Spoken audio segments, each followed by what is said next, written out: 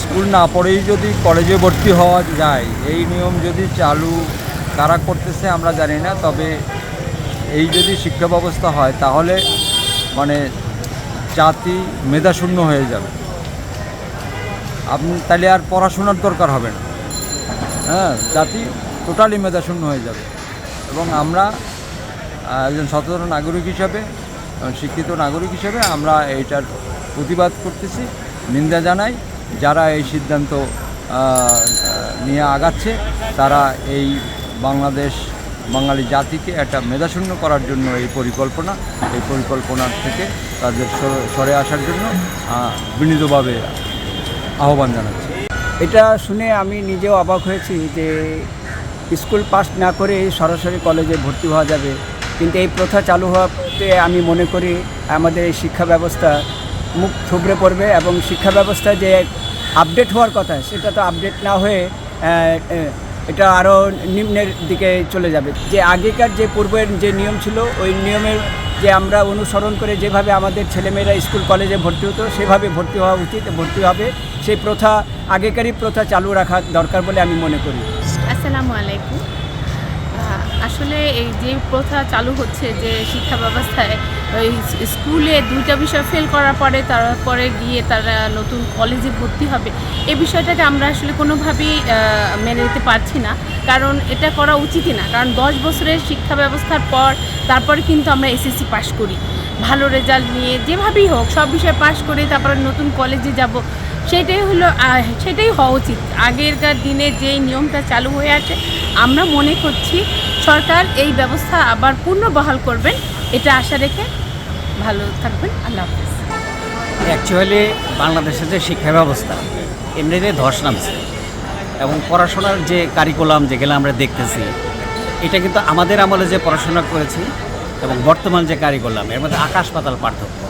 এখন ছেলে মেয়েদের যে আমরা সবসময় কোয়ালিটি অফ এডুকেশন, আসলে কোয়ালিটি অফ এডুকেশন এখন নাই। স্কুল লেভেলে যে সমস্ত শিক্ষকতা করে আমি শ্রদ্ধা নিয়েই বলছি যে এখন অনেক শিক্ষক আছে যাদের সে যোগ্যতা নাই ভালো পাঠদান করা।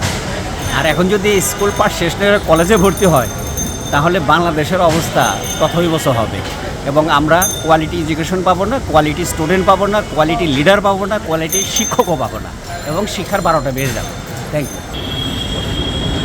বর্তমান শিক্ষামন্ত্রী নৌফেল যেই জিনিসটা চালু করছে যে পাস না করলেও সে কলেজে ভর্তি হইতে পারে, চালু হয়নি, এখনো আলোচনা চলছে। যাই হোক, যদি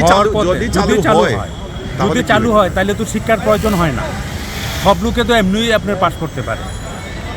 এটা কোনো যুক্তিতে আসে না। এটা কোনো কেউই বলবে না, যারা সুস্থ মস্তিষ্কের রাজনীতি করে পড়ালেখা যারা জানে তারা এটা কোনোদিনই আপনার স্বীকার করবে না যে এইভাবে এটা হোক। আমাদের সময় যে শিক্ষা ব্যবস্থা ছিল সেই শিক্ষা ব্যবস্থায় আমরা মাধ্যমিক পাস করার মাধ্যমে উচ্চ মাধ্যমিকে ভর্তি হওয়ার সুযোগ পেয়েছি। এখন সরকার যেই পরিকল্পনা নিচ্ছে যে মাধ্যমিকে যদি 2 সাবজেক্ট বা পাস নাও করে তাহলে আপনার উচ্চ মাধ্যমিকে ভর্তি হওয়ার সুযোগ পাবে এবং পরবর্তীতে সেই পরীক্ষা দিতে পারবে। এই যে এই সিস্টেম যদি চালু হয় তাহলে দেশের শিক্ষা ব্যবস্থায় শিক্ষার মান অনেক কমে যাবে। শিক্ষার্থীরা শিক্ষার প্রতি যে পড়াশোনার প্রতি যে আগ্রহ সেই আগ্রহ কমে যাবে। স্বাভাবিকভাবেই তারা চিন্তা করবে যে আগে একটা চিন্তা থাকতো যে না আমার পাস করতে হবে, সেই চিন্তা চেতনাটা আর শিক্ষার্থীদের মধ্যে থাকবে না।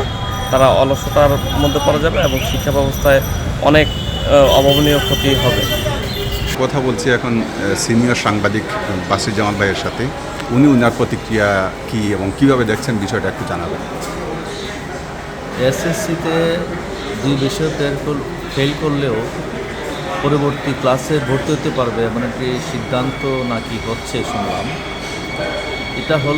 এটা হলে আসলে লেখাপড়া একটা বিপর্যয় সৃষ্টি হবে। যারা পাস করেনি তারাও ভর্তি হতে পারবে, আর যারা পাস করছে তাদের মধ্যে লেখাপড়ার প্রতি আগ্রহ কমে যাবে। যদিও বলা হয়েছে যে পরবর্তীতে ওই 2 বিষয়ে পরীক্ষা দিতে হবে, তারপর আমি মনে করি যে সব বিষয়ে পাস করে পরবর্তীতে ভর্তি করার সিদ্ধান্ত যেটা আছে এটা থাকলে ভালো হবে। বিষয়টা তো হলো কি এখন পর্যন্ত আলোচনার পর্যায়ে আছে। এনসিটিভি যে এই নীতিমালাটা 3টা ধাপে হয়। প্রথম ধাপে হলো কি আপনার এই যে কোর কমিটি যেটা আছে, কোর কমিটি পাস করে তারপরে এনসিটিভির বোর্ড সভা এটা পাস হয়, তারপরে হইলো এনসিসিতে যেটা সচিব সভাপতি, এরপরে পাস হয়।